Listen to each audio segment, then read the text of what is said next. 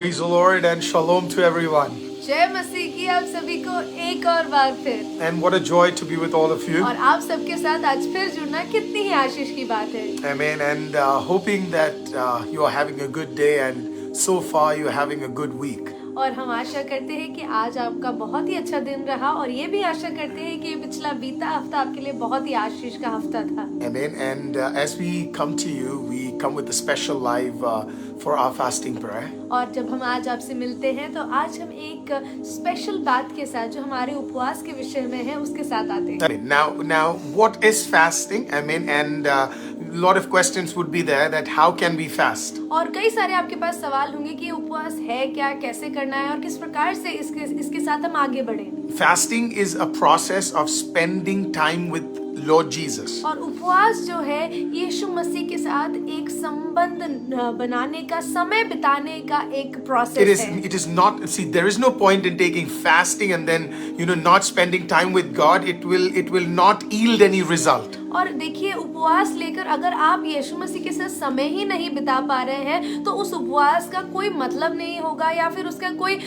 Result नहीं निकलेगा। So fasting, the first part of fasting is you're spending time with God. The second part of fasting is that you are humbling yourself in the presence of God. और दूसरी बात यह है कि आप परमेश्वर की उपस्थिति में अपने आप को नम्र कर रहे हैं। I mean, fasting is a process where we are submitting to God. और फास्टिंग एक ऐसा समय है, एक ऐसा प्रोसेस है जब हम अपने आप को समर्पित करते हैं परमेश्वर के The process of fasting before it can bring breakthrough in the outside realm, it will create a breakthrough within me. और उपवास एक ऐसा समय होगा जब बाहर एक ब्रेक थ्रू या छुटकारा होने से पहले आपके अंदर एक बहुत बड़ा छुटकारे का एक भाव आ जाएगा। Now there are different types of fasting. और यहाँ पे बहुत सारे तरीके के उपवास होते हैं। Quickly, the first one is called as complete तो fast. पहला जो है उसे कहते हैं कंप्लीट फास्ट, संपूर्ण उपवास। What is a complete fast? क्या है ये संपूर्ण उपवास? Now complete fast means no food and no water. और कंप्लीट फास्ट का मतलब है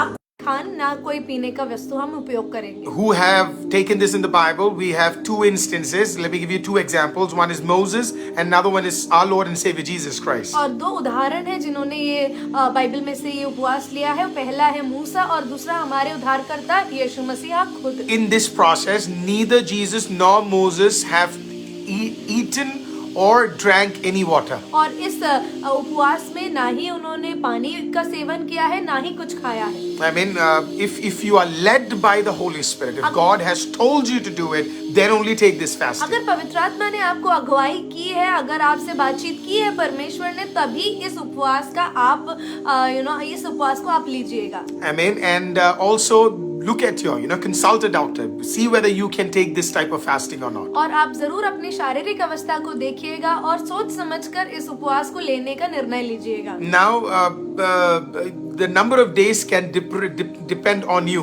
3 days, 7 days, 21 days, 40 days, it is totally up to you. और कितने दिन का ये उपवास रखना है कंप्लीट फास्टिंग या आपके ऊपर है, या आप 3 दिन का रख सकते हैं या फिर 7 दिन का, 14 या 21 या 40 दिन आपके ऊपर निर्भर करता है। Amen.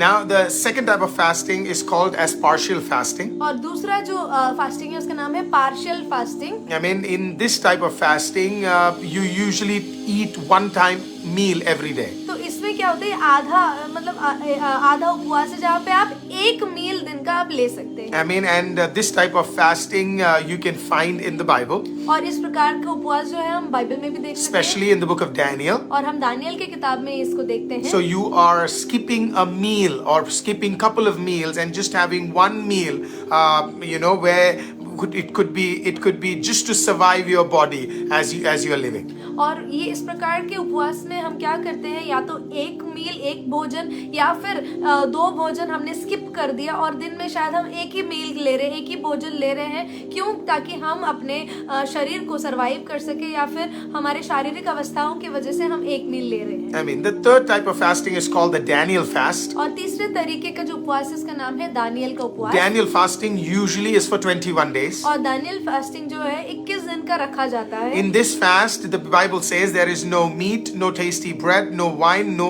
oil for his skin, and he did not take all these things for 21 days. और बाइबल बताती है कि इस उपवास में, दानियल के फास्ट में इसमें ना कोई मीट या फिर मांस का वस्तु या फिर कोई भी टेस्टी चीज जो होती है, ना ही किसी प्रकार का तेल या फिर किसी भी प्रकार का जो अच्छा भोजन है उसका उपयोग नहीं किया जाता है 21 दिन के लिए। Now, in the book of Daniel itself, there is also mentioned about a fast that was taken for 10 days. और दानियल की ही किताब में 10 दिन के उपवास के विषय में भी लिखा गया है। Now, in this fasting, we see believers ate only fruit, vegetable, and drank water for 10 days to honor God while in captivity. और इस उपवास में इस प्रकार से दिखाया गया है कि उन्होंने सिर्फ फल और सब्जियां और पानी का सेवन करके 10 दिन का उपवास लिया, सिर्फ परमेश्वर को उनका आदर देने के लिए जब वो बंदी गिरह की अवस्था में थे। So in Daniel fast, तो दानियल के उपवास में you are leaving something which you are addicted to in your, physically, like a kind of food. Some people are addicted to coffee, some people are addicted to meat, some people are addicted to certain kind of food habits, so you are sacrificing that. That's one of the things for Daniel fast. और Daniel के उपवास में हम क्या करते हैं, ऐसे कोई भी भोजन का वस्तु या खाने का वस्तु जिससे हम लगाव लगा चुके हैं, जैसे कि कोई जैसे चाय हो गया या फिर चावल या रोटी से आपको लगाव है, या कोई मीट हो गया, आपको मांस के बिना नहीं होता है, तो वो सारी चीजों को हम छोड़ते हैं दानियल के उपवास। The second thing about the beauty of Daniel fast is you're also leaving a habit and leaving something which you're addicted to, for example your phone, or probably watching news or spending time on TV or spending time on social media or watching reels or watching shorts. So 21 days you are just coming back to God and saying that God, any habit that I am addicted to, I'm leaving that in this fasting. और दूसरी खूबसूरत बात इस Daniel उपवास की ये है कि हम इन 21 दिनों में, जैसे कि साइंटिफिकली प्रूवन भी है कि हम 21 दिनों में किसी हैबिट को या फिर किसी आदत को अपने जीवन से छुड़ा सकते हैं। तो अगर आपकी लत लगी है फोन देखने में या स्क्रॉल करने में या फिर आपकी किसी भी चीज में लत लगी हुई है, वो हम इस उपवास में छोड़कर एक नई शुरुआत कर सकते हैं। Amen. Now there is something called as corporate fasting. और दूसरा जो तीसरा चीज है वो है corporate fasting. Now what is corporate fasting? क्या है ये corporate fasting? It is a fast where a group of people or a church or a group of people in the kingdom of God is coming together and fasting in the presence of the Lord for a revival or a breakthrough. और इस उपवास में क्या होता है, एक झुंड जो परमेश्वर का झुंड है, या तो कलीसिया हो सकती है या एक परमेश्वर के झुंड ना, जो परमेश्वर यीशु मसीह को जानते हैं, वो मिलकर एक उपवास रखते हैं। Now the fourth type of fasting is, और चौथी तरीके का जो उपवास वो it's called as Jewish fasting. उसका नाम है यहूदियों का उपवास करने का तरीका। Now in the Jewish fasting, और इस जूइश फास्टिंग में they take a fasting from 6 p.m. in the night to 6 p.m. on the next day. तो उसमें शाम के 6 बजे से लेके सुबह के 6 बजे तक उपवास का समय होता है। अगले दिन 6 बजे तक, शाम के 6 बजे से लेके अगले दिन शाम के 6 बजे तक उपवास का समय होता है। Now this fasting ranges from one day, वो एक दिन का हो सकता है, or could range from multiple days. या फिर कई दिनों का हो सकता है। So these are the types of fasting. और ये सब अलग-अलग तरीके के It उपवास is हैं। up to you what kind of fasting you want to do. अब ये आप पे निर्भर करता है, आपकी शिद्दत पे निर्भर करता है कि आप किस प्रकार के उपवास करना Now चाहते you हैं। have to, the most important part here is, और यहाँ पे सबसे इम्पोर्टेंट पार्ट ये it है, is not about just leaving the food or abstinence. और ये सिर्फ यही नहीं है कि हम ना भूखे रह गए, इस पे बात निर्भर नहीं The होती most है। important part about fasting is, सबसे इम्पोर्टेंट चीज जो है उपवास का वो ये it is है spending time in the presence of the Lord. कि हम परमेश्वर यीशु मसीह की उपस्थिति में समय गुजार रहे हैं। So if you are fast, if somebody is working, then when you come in the evening, take time to have a personal prayer in the presence of the Lord. If there is a meeting that you're attending, go for that meeting or attend it online and spend as much time in the presence of the Lord. जरूरी ये हो जाता है कि आप समय निकालें, चाहे अगर आप मीटिंग में आ रहे हैं तो वहां पर, ऑनलाइन में है तो वहां पर, नहीं तो खुद से समय निकाल कर परमेश्वर की उपस्थिति में। That is why our title is not fasting, it is fasting prayer. तो इसके लिए हम लोग लिखते हैं, सिर्फ उपवास नहीं लिखते, हम कहते हैं उपवास की प्रार्थना। So it is prayer. So prayer along with fasting is going to bring through a breakthrough. As Jesus said, some things will only happen when you fast with prayer. इसके लिए अगर आप उपवास के साथ प्रार्थना करेंगे तो छुटकारा तो बिल्कुल निश्चित है।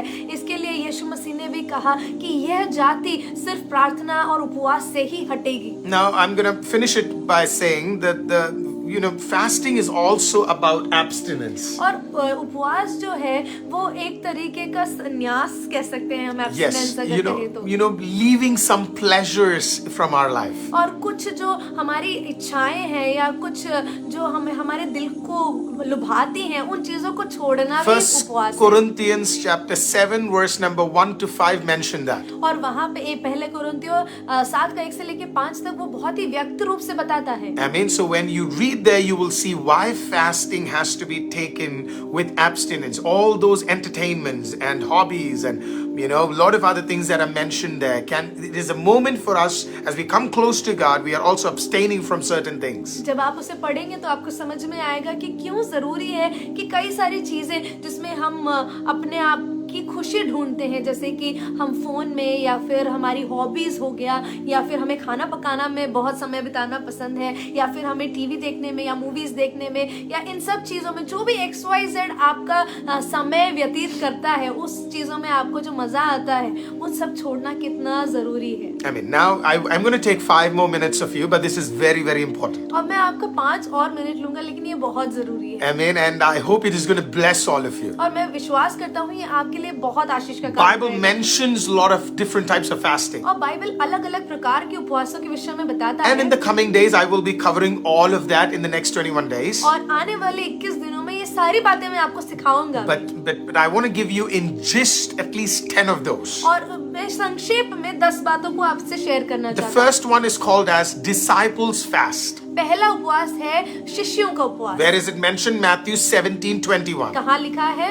मत्ती की किताब 17:21 में लिखा है। What is it for? For deliverance from sin, addiction and bondage. और वो किस लिए है? छुटकारा, पाप से छुटकारा प्राप्त करने के लिए, लतों से छुटकारा प्राप्त करने के लिए और बंदी गृह की अवस्था से निकलने के लिए। So disciples fast means you are getting a breakthrough from sin and having freedom in Christ. और ये जो शिष्यों को उपवास है इससे हम क्या करते हैं? दासत्व की आत्मा से छुटकारा पाते हैं और पापों से छुटकारा पाते The हैं। second type of fasting is the Ezra fast. दूसरा उपवास है एजरा का उपवास। I mean, Ezra fast is done so as to receive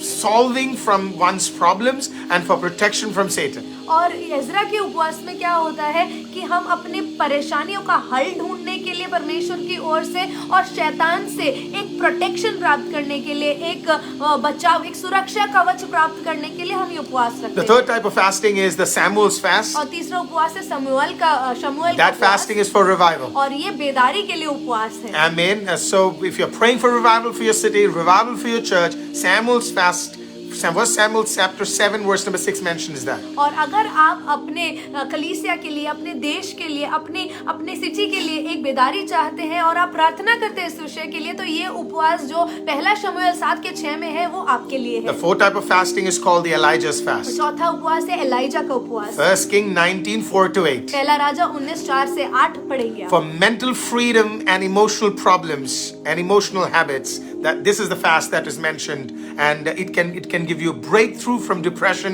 anxiety, doubt. और मानसिक तनाव से, आमेन, और इमोशनल सारे जो अभी आपके जो इमोशनल प्रॉब्लम्स हैं उन सब से एक छुटकारा प्राप्त करने के लिए, अगर आप डिप्रेशन के शिकार हैं Yes. या फिर किसी भी मानसिक तनाव से गुजर रहे हैं, अननेसेसरी प्रेशर, मेंटल प्रेशर आपके ऊपर है, तो ये उपवास आपके छुटकारे के लिए है।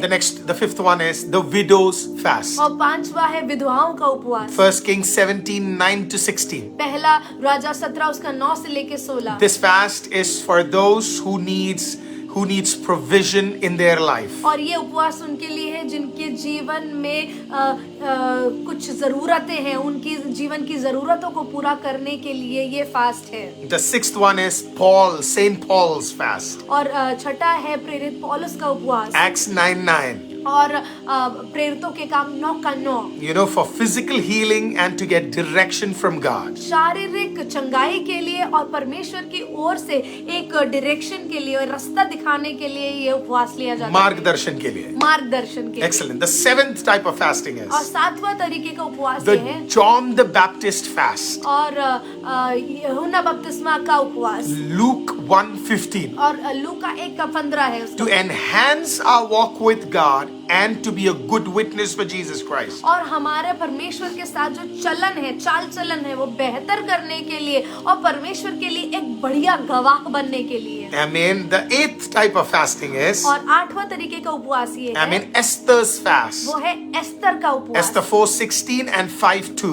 एस्तर 4:16 और 5:2। For protection from the evil one. और दुष्ट से सुरक्षा के लिए ये उपवास लिया जाता है। For deliverance from evil. और छुटकारा जो शैतान की ओर से हमें बचाने के लिए लिया जाता है। I mean, the 9th type of fasting is 9वां तरीका उपवास का वो ये है। Jesus' वो fast. यीशु मसीह का उपवास। Matthew 4:1 and 2. मत्ती 4 उसका 1 और 2। For spiritual power and victory over temptation, flesh and the devil. और वो आत्मिक सामर्थ्य प्राप्त करने के लिए और सारे लोभ लालच और शारीरिक मल्लयुद्ध लड़ने के लिए और शैतान से लड़ने के लिए विक्ट्री प्राप्त करने के लिए, विजय प्राप्त करने के लिए And the है। last type of fasting is और लास्ट उपवास ये है the Daniel's fast. वो दानियल का fast. Daniel 1:5-21 and 10 verse number 3 onwards. Daniel 1:5 से लेके 21 और 10:3 पद। Fasting for health and to seek God's favor, purpose and vision for life. और ये उपवास अच्छी सेहत के लिए, परमेश्वर के फेवर के लिए और हमारे जीवन के पर्पस और विजन फॉर लाइफ के लिए लिया जाता है। Amen. So these are a couple of things that I wanted to mention. We wanted to mention to you, as I believe all of you will be taking fasting together with ICM Church this year. और मैं विश्वास करता हूँ कि आप सब हमारे ICM कलीसिया के साथ ये उपवास जरूर लेंगे। इसलिए मैं चाहता था कि ये बातें हम आपके साथ शेयर करें। Amen. So I know we have quickly done all of these और मैं things. जानता हूँ कि बड़ी जल्दी से और बड़ी संक्षिप्त रीति से मैंने सारी बातें आपको बताई But go back and you can listen to it again. और आप फिर से इस वीडियो को रिप्ले कीजिएगा और फिर से सुनिएगा। I mean, as you are watching this, take a moment and share this somewhere so that other people can be notified as to what fasting is, what are the different types of fasting, and how they can keep this fast. तो आप जरूर इस video को दूसरों के साथ share कीजिएगा ताकि वो भी जान सके उपवास होता क्या है, कितने प्रकार के उपवास होते हैं और हमें ये क्यों रखना चाहिए। Now, let us lift up our holy hands and spend time in prayer before we leave. और आइए हम प्रार्थना में जाएंगे और परमेश्वर की उपस्थिति में कुछ समय बिताएंगे प्रार्थना में। I mean, let's pray together. आइए मिलकर प्रार्थना करें। Heavenly Father, we thank you for the wonderful presence that you have bestowed upon us. परमेश्वर, हम आपका धन्यवाद देते हैं सुंदर समय के लिए जो आपने हमारे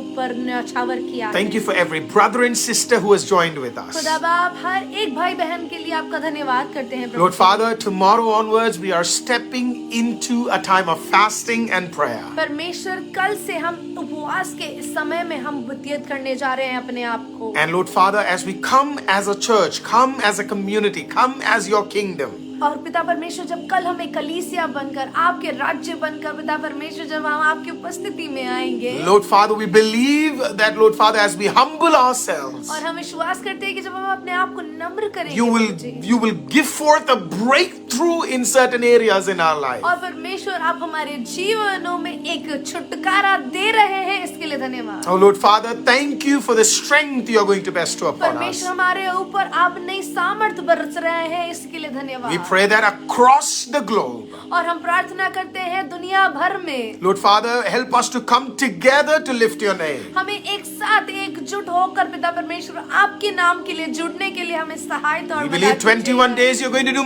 mighty and marvelous और हम things. विश्वास करते हैं ये 21 दिनों में आप बहुत ही अद्भुत काम करने जा रहे हैं। Lord Father, committing everyone into your mighty her hands, एक व्यक्ति को आपके परमेश्वर आपके पवित्र हाथों में सौंप देते giving you हैं। all glory and honor. सारा आदर महिमा आपको देते In the हैं। name of Jesus we pray. यीशु मसीह के बहुमूल्य नाम से Let's मांगते together हैं। say amen. Amen. Amen. Hallelujah. People of God, thank you once again. परमेश्वर के लोगों, एक और बार धन्यवाद आप सबका। I mean, don't forget to share this video. और इस वीडियो को शेयर करना प्लीज नहीं भूलिएगा। Let it be a blessing. ये सब के लिए एक आशीष का कारण And रहने पाए। also take time to subscribe to our YouTube channels. और हम जरूर टाइम निकाल के हमारे YouTube पेज को सब्सक्राइब भी कीजिएगा, नया पेज है इसके लिए। Amen. And I believe God will do a mighty thing. और मैं विश्वास करता हूँ कि परमेश्वर एक अद्भुत कार्य God करेंगे। bless you all. Shalom. And thank you for your time. परमेश्वर आप सबको आशीषित करे। शालोम। और आप सबसे फिर मुलाकात होगी।